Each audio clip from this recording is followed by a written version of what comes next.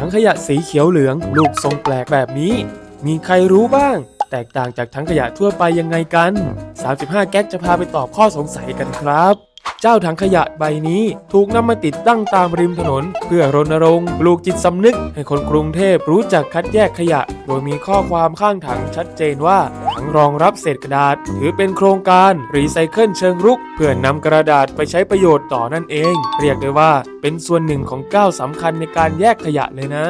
ก่อนที่จะมีการปรับรูปทรงด้วยวัสดุจากพลาสติกแบบที่เราเห็นกันทุกวันนี้รวมถึงการแยกประเภทขยะโดยใช้สีกำหนดถังขยะสีเขียวขยะเปียกหรือขยะที่ย่อยสลายได้ง่ายถังขยะสีเหลืองใช้สำหรับคัดแยกขยะรีไซเคิลถังขยะสีแดงใช้สำหรับคัดแยกขยะอันตรายและถังขยะสีน้ำเงินใช้คัดแยกขยะทั่วไป35แก๊กขอเป็นกระบอกเสียงทิ้งขยะให้ลงถังแยกขยะให้ถูกประเภทเริ่มง่ายๆที่ตัวเราเอง